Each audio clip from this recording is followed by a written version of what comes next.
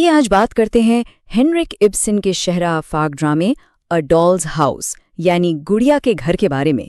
یہ ایک ایسی کہانی ہے جس کا اختتام یعنی ایک دروازے کا زور سے بند ہونا آج تک گونج رہا ہے، اور یہ ایک بہت بڑا سوال اٹھاتا ہے، کیا ایک جھوٹ پر کھڑی زندگی واقعی جینے کے لائق ہے؟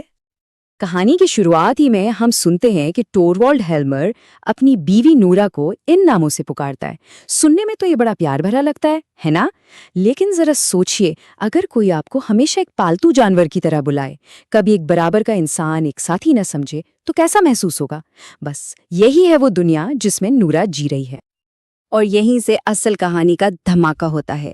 نورا کی جو بظاہر بالکل پرفیکٹ زندگی ہے نا، وہ ایک ایسے راز پر ٹکی ہوئی ہے جو اگر سامنے آ گیا تو اس کا یہ خوبصورت گھروندہ تاش کے پتوں کی طرح بکھر جائے گا۔ تو آئیے سین سیٹ کرتے ہیں۔ کرسمس کی شام ہے، گھر میں ایک چمکتا ہوا کرسمس ٹری ہے، بچوں کی ہنسی گونج رہی ہے، اور ایک ایسا خاندان ہے جو دور سے دیکھنے پر بالکل مکمل اور مثالی لگتا ہے۔ تو یہ ہے وہ سونے کا پنجرہ جس میں نورا قید ہے۔ ٹوروالڈ کی نئی نوکری سے گھر میں پیسہ تو آ گیا ہے، لیکن کس قیمت پر؟ گھر بہت خوبصورت ہے، بچے بھی ہیں، اور نورا کا کام بس گھر سجانا اور شوہر کو خوش رکھنا، بالکل ایسے جیسے وہ خود بھی گھر کی سجاوٹ کا کوئی سامان ہو۔ لیکن اس پرفیکٹ تصویر کے پیچھے کی حقیقت وہ بالکل الگ ہے، ایک ایسا راز جسے نورا نے سالوں سے اپنے دل میں دفن کیا ہوا ہے۔ بات یہ ہے کہ کئی سال پہلے جب ٹوروالڈ بہت بیمار تھا تو نورا نے اس کی جان بچانے کے لیے غیر قانونی طور پر قرض لیا تھا، اور اس کے لیے اپنے والد کے جعلی دستخط کیے تھے۔ اور اب وہی دروازہ کھٹکھٹایا جا رہا ہے جسے نورا نے اتنے سالوں سے بند رکھا تھا۔ کہانی میں اب وہ موڑ آتا ہے جہاں اس کا راز فاش ہونے کا خطرہ ہے، اور اس کی پوری دنیا بکھرنے کے قریب پہنچ جاتی ہے۔ اور اس کہانی میں انٹری ہوتی ہے نیل سکروگسٹارڈ کی۔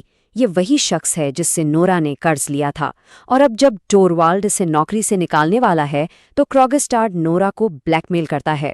اس کی دھمکی بالکل صاف ہے، میری نوکری بچاؤ ورنہ تمہارا راز راز نہیں رہے گا۔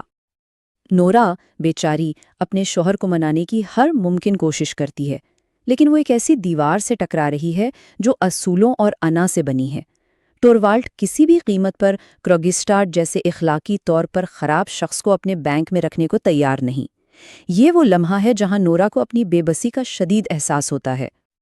اور اب معاملہ سنجیدہ ہونا شروع ہو جاتا ہے۔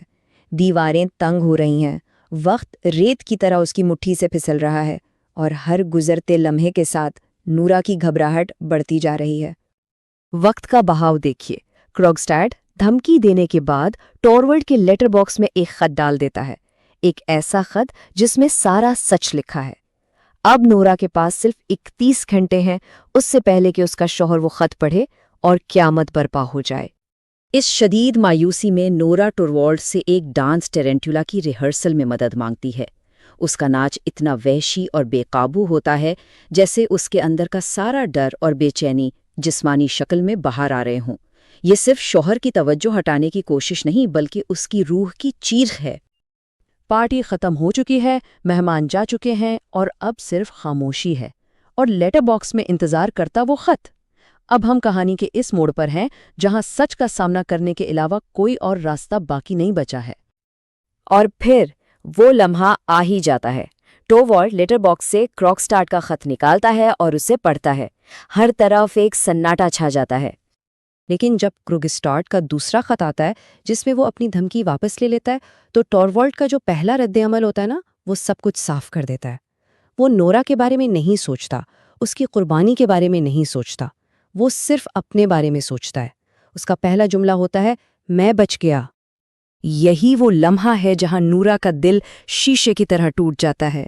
وہ تو خفیہ طور پر ایک معجزے کا انتظار کر رہی تھی کہ ٹوروالڈ ایک ہیرو کی طرح آگے آئے گا، سارا الزام اپنے سر لے لے گا اور اسے بچائے گا۔ لیکن حقیقت اس کے بالکل الٹ نکلی۔ ٹوروالڈ غصے میں صرف اپنی عزت کی فکر کرتا ہے اور نورا کو ایک مجرم سمجھتا ہے۔ اور یہاں سے ڈرامہ ایک ایسے موڑ پر آتا ہے جس نے اس وقت پورے معاشرے کو ہلا کر رکھ دیا تھا۔ یہ صرف کہانی کا اختتام نہیں ہے بلکہ ایک نئے دور کا آغاز ہے جہاں نورا کی مکمل تبدیلی ہوتی ہے۔ اس ایک لمحے میں نورا کی آنکھوں سے پردہ ہٹ جاتا ہے۔ اسے احساس ہوتا ہے کہ اس کی شادی، اس کا گھر، سب ایک دکھاوا تھا، ایک گڑیا کا گھر۔ اسے یہ بھی سمجھ آ جاتا ہے کہ پہلے اس کے والد اور پھر اس کے شوہر دونوں نے اسے ہمیشہ ایک گڑیا کی طرح سمجھا، اور اس کا سب سے پہلا فرض بیوی یا ماں ہونے سے بھی پہلے خود سے ہے۔ اور پھر وہ ایک ایسا فیصلہ کرتی ہے جس کے بارے میں 19ویں صدی میں کوئی سوچ بھی نہیں سکتا تھا۔ وہ اعلان کرتی ہے کہ وہ ٹورولڈ اور اپنے بچوں کو چھوڑ کر جا رہی ہے۔ وہ اس گڑیا کے گھر سے نکل رہی ہے تاکہ وہ خود کو تلاش کر سکے، یہ جان سکے کہ وہ اصل میں کون ہے۔ اور ڈرامہ ختم ہوتا ہے ایک دروازے کے زور سے بند ہونے کی آواز پر۔ یہ صرف ایک دروازے کی بندش نہیں، یہ ایک عورت کی بیداری اور آزادی کا اعلان ہے۔